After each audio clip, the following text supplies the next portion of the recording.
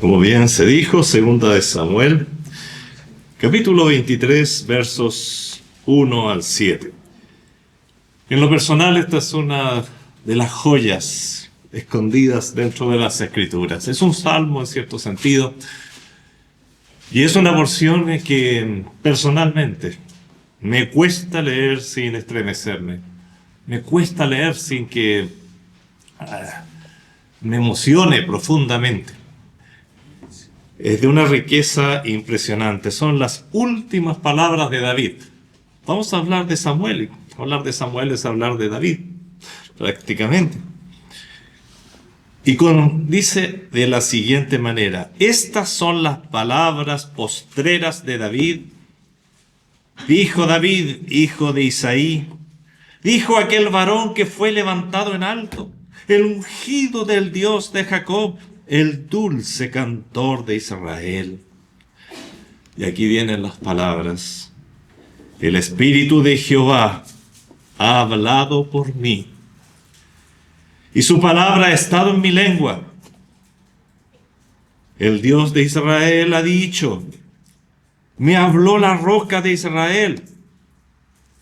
¿Qué dijo la roca de Israel? Habrá un justo que gobierne entre los hombres, que gobierne en el temor de Dios. Será como la luz de la mañana, como el resplandor del sol en una mañana sin nubes, como la lluvia que hace brotar la hierba de la tierra. ¡Qué descripción más impresionante de nuestro Señor Jesucristo! No es así mi casa para con Dios. Sin embargo, Él ha hecho conmigo pacto perpetuo, ordenado en todas las cosas, y será guardado. Aunque todavía no haga Él florecer toda mi salvación y mi deseo. Mas los impíos serán todos ellos como espinos arrancados, los cuales nadie toma con la mano, sino que el que quiere tocarlos se arma de hierro y de asta de lanza, y son del todo quemados en su lugar. Que el Señor añada su bendición a esta palabra, a esta profecía. ¡Qué rica profecía! ¡Qué descripción más hermosa del ministerio de David! ¡Qué resumen más sublime! Y la esperanza que él deja es tremenda. Queridos hermanos, continuando con nuestro viaje por los libros del Antiguo Testamento, especialmente con el fin de reforzar a los hermanos que se encuentran leyendo la Biblia en un periodo de un año, un gran desafío. Esta vez toca considerar el primer libro de Samuel. En el libro de Primera de Samuel nos encontramos con muchos personajes, algunos de los cuales destacan en la historia de Israel y, por supuesto, en la historia del mundo. Veamos algunos ejemplos. Está Ana, madre de Samuel, esposa de Elcana. Está su tremendo cántico. Creo que hemos predicado muchas veces sobre ella, especialmente para el Día de la Madre. Está ese tremendo sacerdote que fue Elí. Está Samuel mismo, el hijo de Elcana y Ana, de la tribu de Leví. Samuel fue levita, claro que sí. También nos encontramos allí con el primer rey de Israel, con Saúl, hijo de Cis. Allí están personajes muy especiales, el hijo de Saúl, Jonatán, el mejor y gran amigo de David, ejemplo de amistad. Ahí tenemos a Mical, la hija de Saúl, primera esposa de David. Tenemos a David, hijo de Isaí, de la tribu de Judá. Y tenemos a otros personajes, mucho más, como Abigail, que llegó también a ser esposa de David, una tremenda historia la de Abigail. En esta oportunidad me detendré en la persona de David. Estamos seleccionando especialmente una lección de cada libro. Consideremos que en Segunda de Samuel continúa la historia que tiene como protagonista a David. estando el libro totalmente dedicado a narrar sobre David y sus hechos.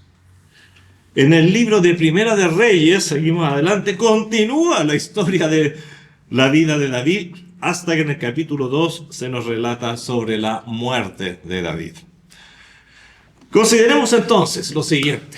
Miren, que a partir del capítulo 16 de Primera de Samuel, que tiene 31 capítulos, o sea, prácticamente la mitad del libro, abarcando luego todo el libro de Segunda de Samuel y concluyendo en Primera de Reyes, el personaje principal es David.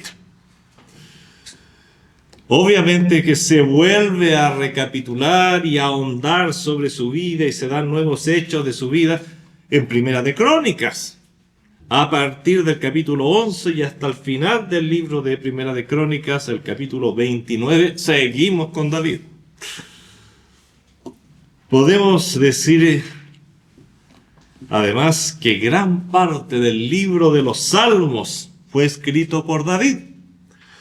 Al menos 73 salmos, con cierta seguridad o con bastante seguridad, sabemos que son de David. 73 salmos, así que continúa David presente.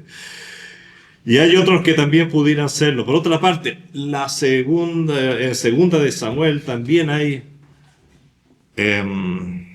salmos de David. Por lo tanto, si contamos todos los salmos de David con cierta seguridad que son de él, o con seguridad absoluta que son de él, por lo menos tenemos el 50% de todos los salmos que hay en la Biblia.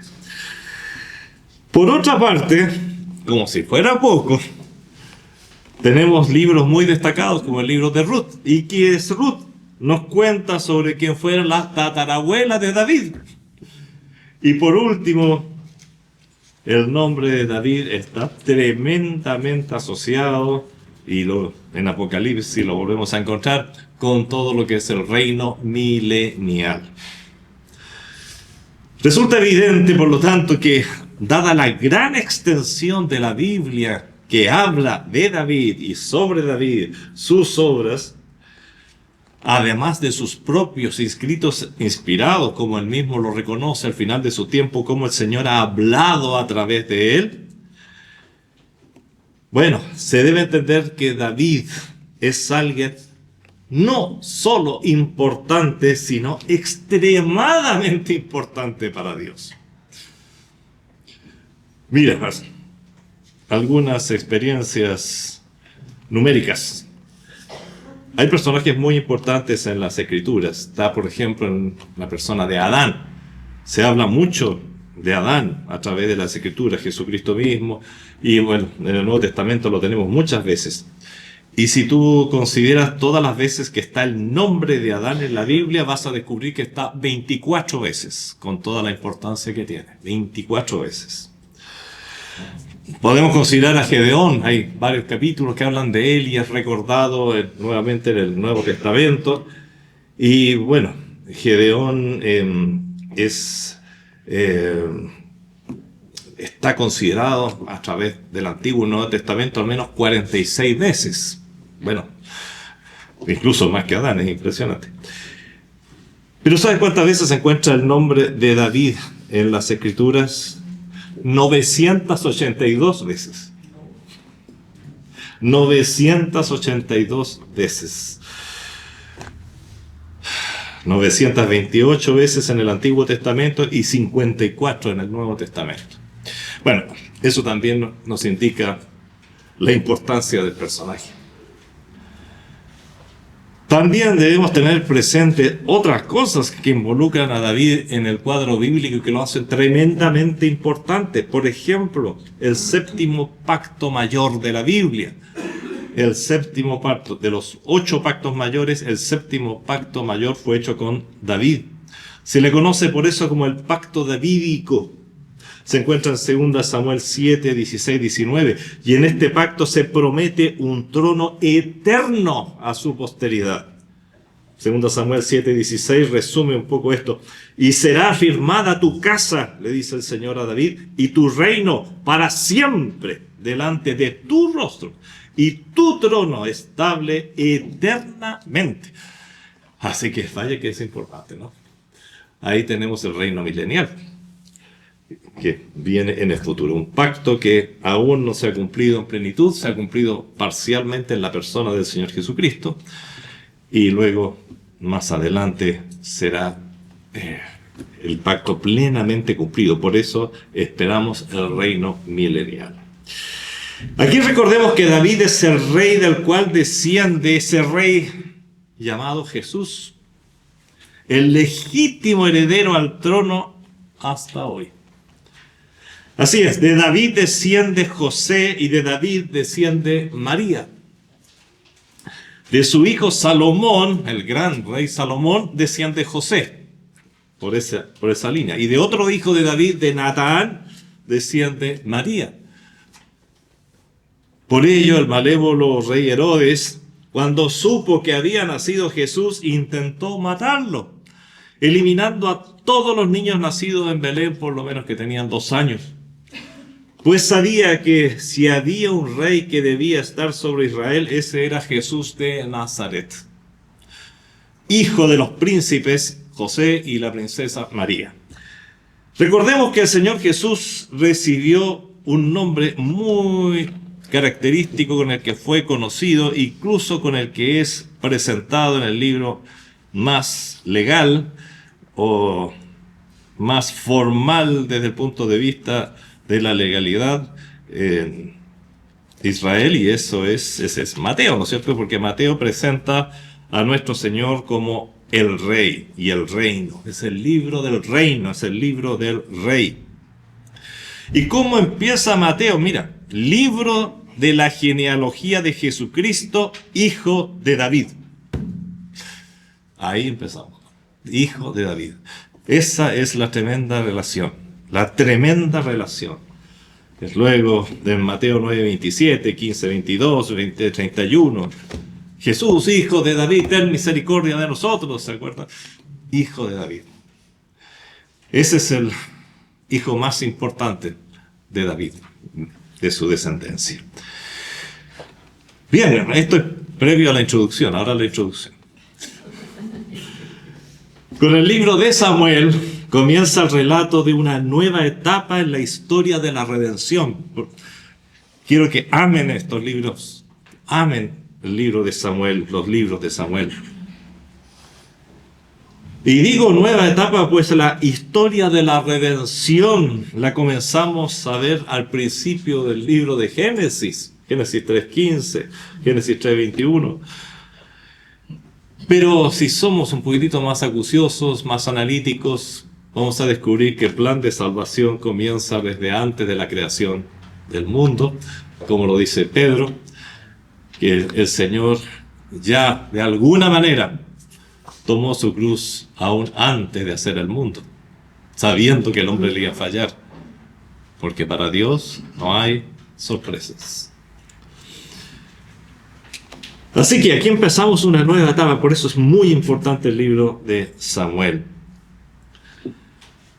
En Moisés, del quien hemos hablado anteriormente, encontramos un gran tipo del Señor Jesucristo. En Deuteronomio se promete que sería levantado un profeta como Moisés. ¿Qué altura tuvo Moisés? ¿Qué grande fue Moisés? Y hablamos de este tema cuando consideramos el libro de Deuteronomio. Pero en David,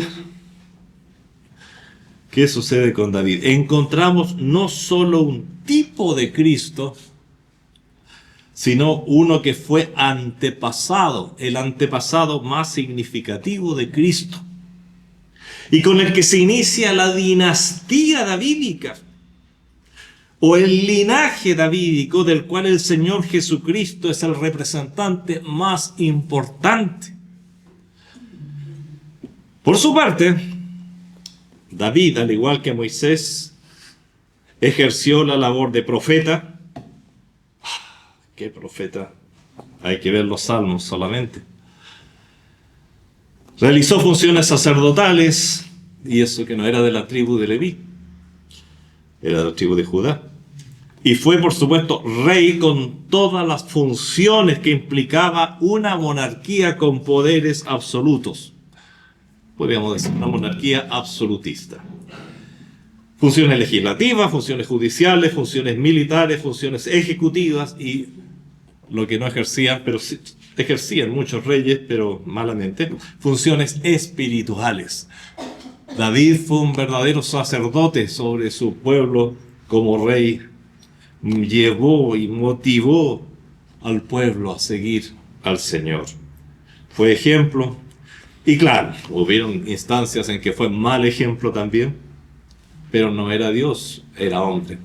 Falló y se arrepintió. Esa es la gracia de David. Y se arrepintió y declaró su pecado y se arrepintió delante del Señor con mucho dolor cada vez que falló.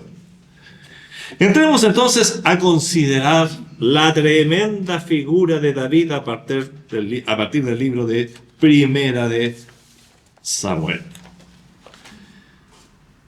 David, para empezar, fue elegido no por el juicio humano, sino por determinación divina. Fíjese qué interesante, qué diferencia es esto con respecto a Saúl. Saúl se lo eligió Dios, pero en función de lo que los hombres querían. Pero a David lo eligió Dios conforme a lo que él quería. Esa es la gran diferencia. Samuel le dice a Saúl, en un momento cuando Saúl solamente cometía error tras error, tras error, tras error, después de haber sido elegido rey, y Samuel le dice, mas ahora tu reino no será duradero. Jehová, fíjate qué interesante esta frase, se ha buscado un varón conforme a su corazón, al cual Jehová ha designado para que sea príncipe sobre su pueblo, por cuanto tú no has guardado lo que Jehová te mandó. Un hombre conforme al corazón de Jehová, corazón de Dios. Ese fue David. Muchos años más adelante, unos 1000 años más adelante, el apóstol Pablo recuerda estas palabras del Señor allí en Hechos 13:22, hablando en una sinagoga y dice, y recordando estas mismas palabras, he hallado a David, hijo de Isaí, varón conforme a mi corazón, las palabras de Dios, quien hará todo lo que yo quiero. Ay, ojalá se dijera así de mí, ¿cómo de qué sería el Señor? Si yo he elegido a Sergio para que haga todo lo que él quiere, él tiene un corazón para mí. Oye, hermano, anhelemos ser como David, anhelemos. Recordemos, vuelvo a decir, que Saúl fue elegido por determinación divina, pero en función de decisiones humanas y carnales. Saúl, de la tribu de Benjamín, terminó su dinastía con él. Murió Saúl, se terminó la dinastía y los reyes que provenían de Benjamín. Y pasó entonces a otra dinastía, la dinastía de David, de la tribu de Judá. Muy bien. Tenemos justamente en Saúl un claro ejemplo de lo que es la voluntad, y lo hemos dicho otras veces, pero es importante repetirlo, lo dijimos varias veces cuando hablamos de Balac, lo que es la voluntad permisiva de Dios, o sea, no es la voluntad de Dios, sino lo que Dios permite que se haga a pesar que Él no quiere. Cuando el Señor permite algo por la dureza del corazón de quien lo pide. Esta voluntad permisiva de Dios se da cuando no se busca la voluntad de Dios, sino la propia. Y trato de que la voluntad de Dios sea la mía. Y si no es la mía, seguiré buscando y buscaré otros consejeros y consejos hasta encontrarte a alguien que me diga, tú tienes razón. Malazo, malo. Hermanos queridos, así que empezamos bien con David. Fue elegido mucho antes que fuera rey, conforme el Señor vio ese corazón. El Señor sabía que iba a tener fallas, porque era ser humano. Pero así todo lo eligió. Como los apóstoles, los eligió el Señor sabiendo que iban a fallar muchas veces. Hermanos queridos, inmediatamente después que vemos en David y que me llama poderosamente la atención y de la cual saco lecciones para mi vida, es que David fue un varón de Dios que supo esperar los tiempos de Dios. David fue elegido rey siendo un niño. La elección fue prácticamente en secreto porque estaba Saúl reinando y Saúl ya estaba en una condición muy mala espiritualmente. Rápidamente sabemos que un demonio incluso lo atormentaba. Así que si se elegía otro rey había que hacerlo en secreto, si no iba a pasar lo mismo que pasó mucho después con Herodes, que mandó a matar a todos los niños. Por eso en secreto de alguna manera, y voy a leer parte de esa fracción, ya que es tan importante en lo que estamos hablando y no va a ser solamente de un domingo porque el tema es muy grande. Así que en 2 Samuel vamos a seguir hablando de este gigante que es David. En 1 Samuel 16 tenemos los inicios de la vida de David dentro de los planes de Dios. Samuel, que tenía que ungir a David, ungir al nuevo rey, estaba asustadísimo porque sabía que si Saúl lo pillaba ungiendo a otro rey lo iba a matar inmediatamente. Por eso en el capítulo 16 de 1 Samuel dice: y dijo Samuel, ¿cómo iré? Si Saúl lo supiera me mataría. Jehová respondió: toma contigo una becerra de la vacada y di: a ofrecer sacrificio a Jehová he venido. Y llama a Isaí, el papá de David, al sacrificio, y yo te enseñaré lo que has de hacer, y me ungirás al que yo te dijere. Hizo pues Samuel como le dijo Jehová, y luego que él llegó a Belén, recordemos que él era originario de Belén, por eso Jesús durante el censo tuvo que ir a la ciudad de Belén. Sus padres más bien fueron a la ciudad de Belén para ser censados, porque de allí es David, de allí son ellos. Todo calza, ¿no? Y luego que él llegó a Belén, los ancianos de la ciudad salieron a recibirle con miedo. El profeta de Dios, el juez de Israel, porque Samuel estaba ejerciendo labores de juez, como vimos la vez pasada quiénes eran los jueces, ¿no? Y dijeron: ¿es pacífica tu venida? Claro, era una tremenda autoridad dentro del pueblo y se asustaron. Y él tenía que achicar todo. Él respondió: sí, vengo a ofrecer sacrificios a Jehová, santificaos y venid conmigo al sacrificio. Y santificando él a Isaí y a sus hijos, los llamó al sacrificio. Y aconteció que cuando ellos vinieron, él vio a Eliab, uno de los hijos de Isaí, alguien que destacaba entre los hijos. Y Samuel se impresionó: de cierto delante de Jehová estás ungido. No, aquí no hay duda, este es. Y Jehová respondió a Samuel: no mires a su parecer, ni a lo grande de su estatura, porque yo lo desecho. Porque Jehová no mira lo que mira el hombre, pues el hombre mira lo que está delante de sus ojos, pero Jehová mira el corazón. Uy, qué lección para Samuel, qué lección para Sergio, qué lección para nosotros hoy día. Y así continúa. Entonces llamó Isaí a otro hijo que potencialmente podría ser el rey, aunque Isaí no sabía lo que estaba haciendo Samuel. Estaba calladito, Samuel estaba muy discreto. Y llamó a otro hermano de David, Abinadab. Si yo te hubiera dicho Abinadab, ¿tú sabías que era un hermano de David? Y lo hizo pasar delante de Samuel, al cual dijo el Señor: tampoco a este ha escogido Jehová. Hizo llegar, luego pasar a Isaí a Sama. Y él dijo: tampoco a este ha elegido Jehová. E hizo pasar Isaí 7 hijos suyos, 7 hermanos de David, delante de Samuel. En otra parte también habla de las hermanas, era una familia numerosa. David tuvo hermanas de las cuales poco se habla.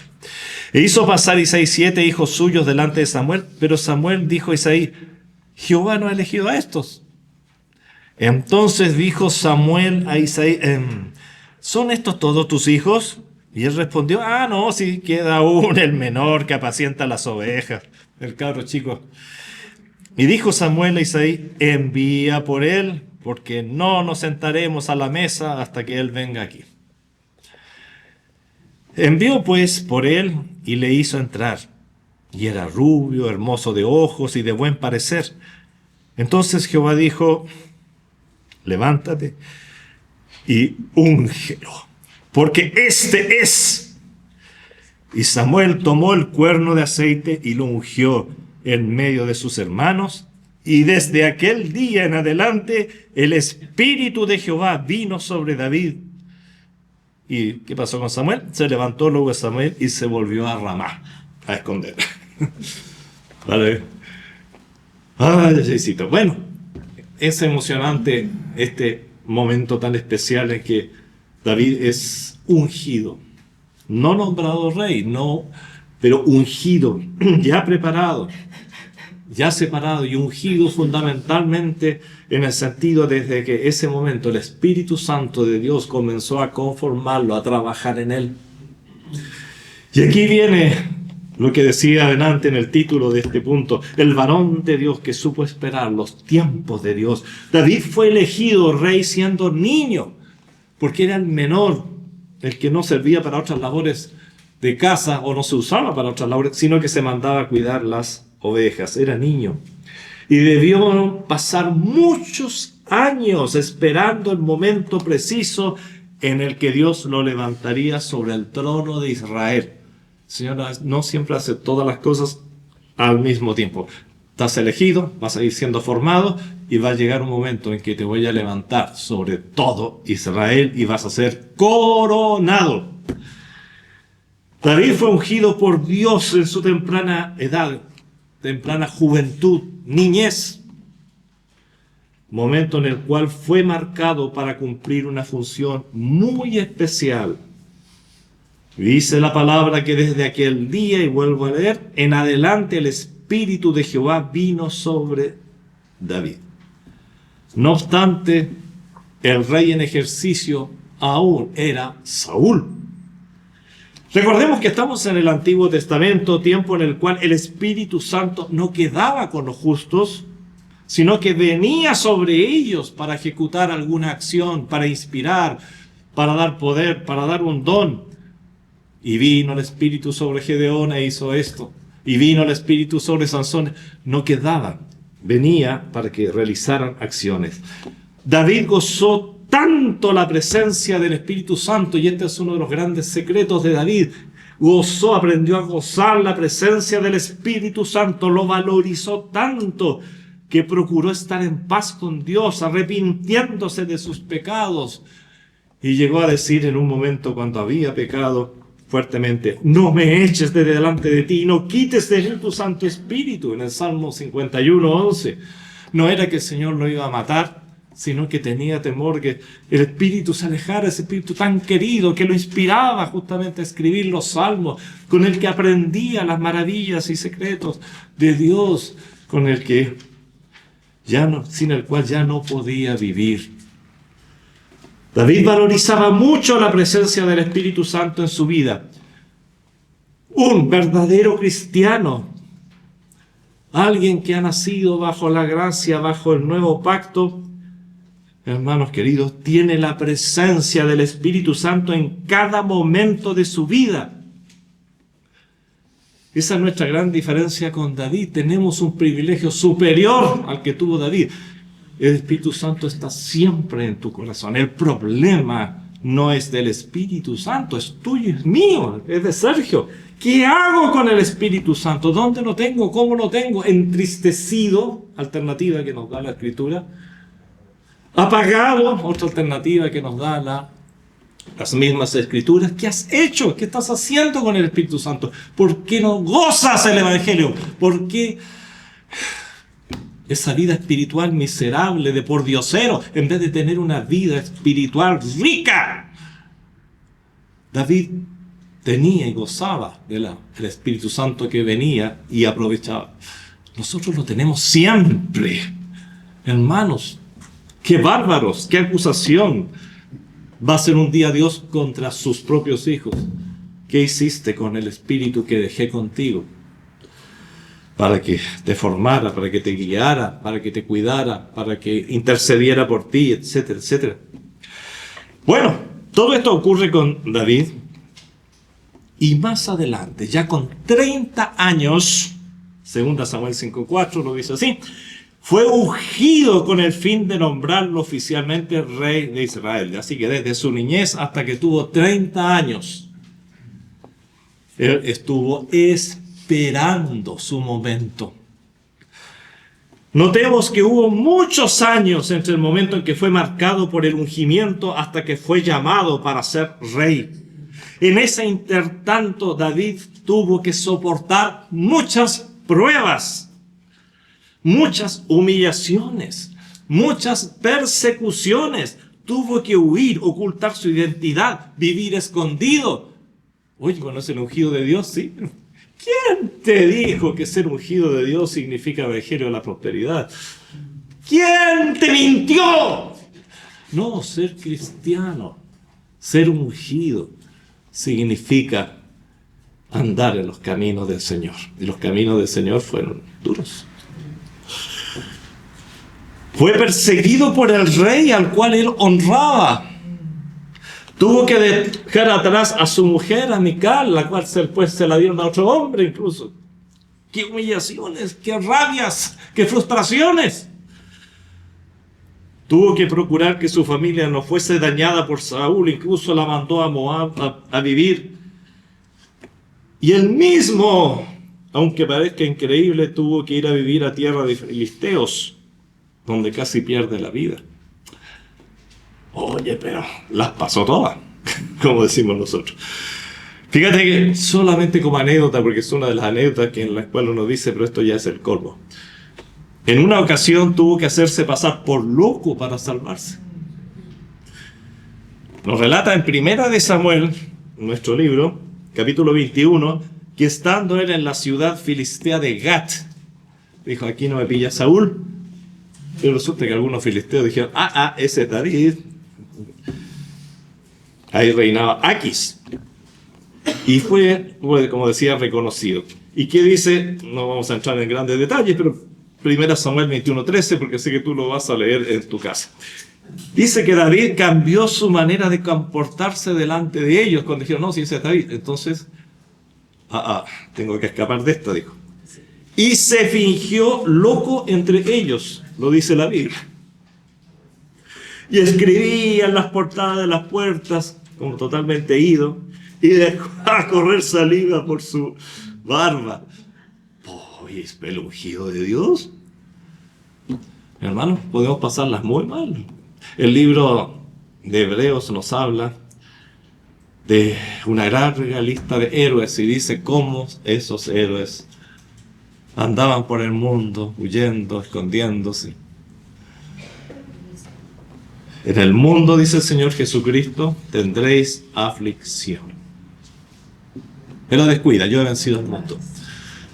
El Salmo 23 es para aplicarlo. El valle de muerte no es solo el valle de enfermedad, no es solo el valle de los momentos previos a la muerte, cuando entran muchos temores. El valle de sombra de muerte es nuestro ambiente en el que estamos viviendo. Vivimos en un valle de sombra de muerte. Pero ahí está el Señor guiándonos, guiándonos. No limitemos tanto ese valle de sombra de muerte a los momentos más difíciles. Toda nuestra vida es un valle de sombra de muerte mientras estemos bajo el sol. Cuando estemos sobre el sol, ya no hay más valle, no hay más sombra, no hay más muerte. Hermano querido, cuando él llegó a ser coronado, ya había pasado por multitud de humillaciones, de tentaciones, especialmente la de vengarse de Saúl.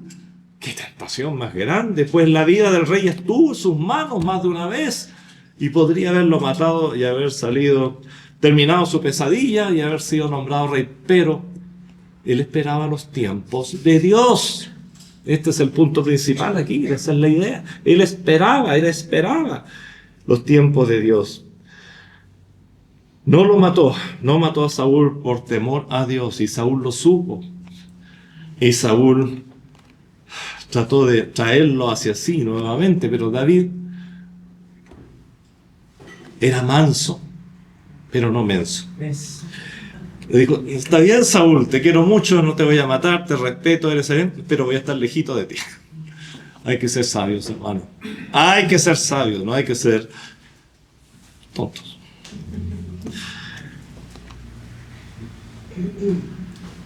David estaba consciente que ese ser malévolo que tenía delante Saúl tenía que ser eliminado, pero por Dios, no por él.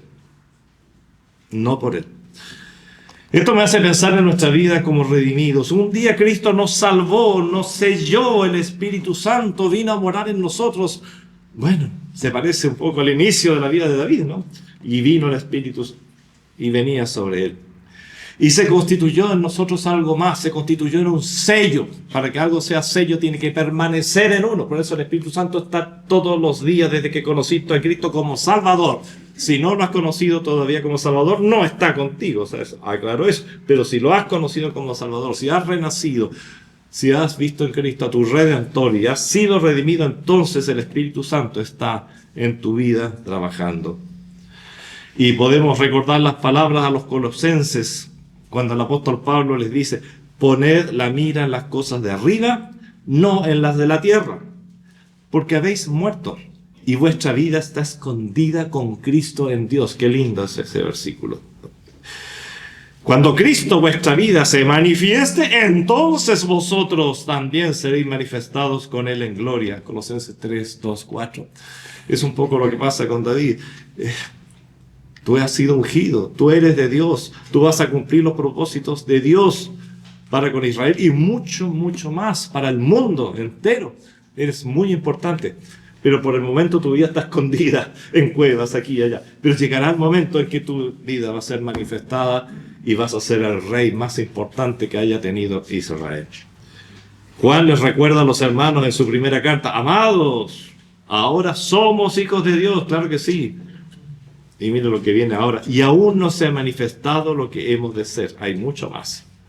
Hay mucho más.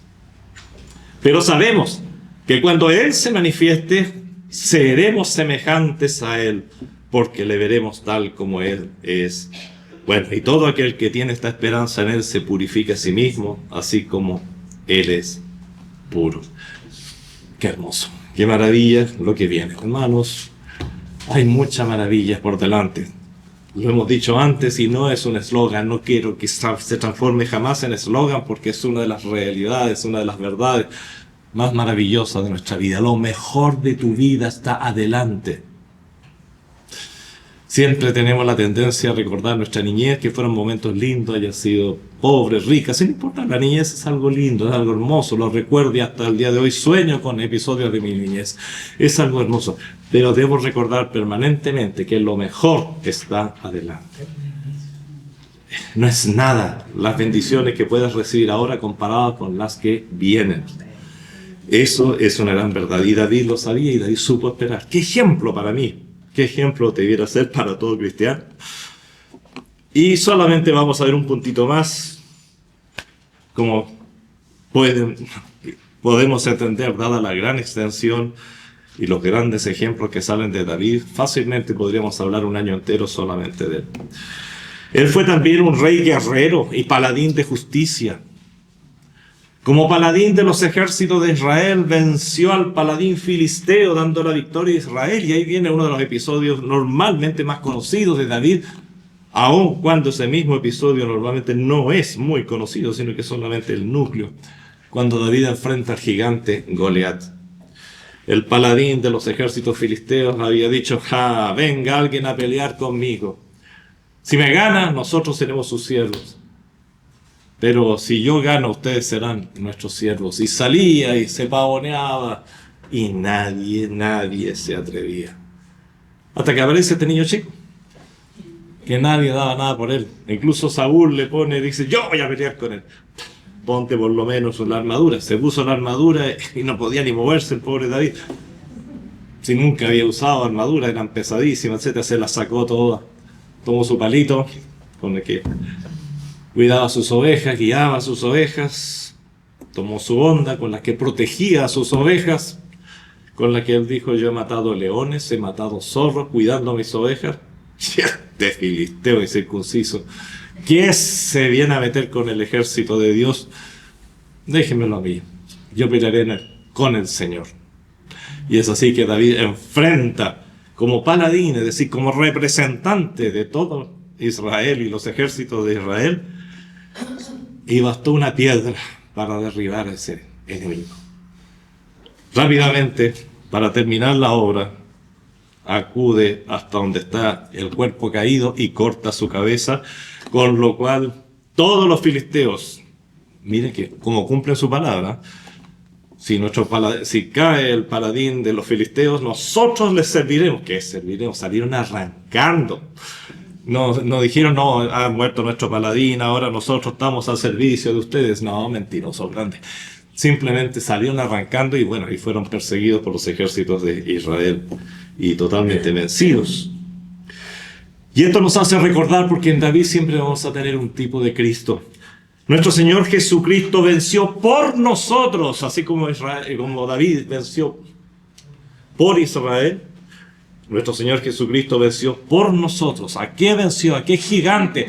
Venció a la muerte, venció al pecado, venció a Satanás, venció de alguna manera, con mucho cuidado lo digo, la ira de Dios, porque pagó y aplacó la ira justa del Padre por nosotros y nos dio su victoria. Nos dio su victoria.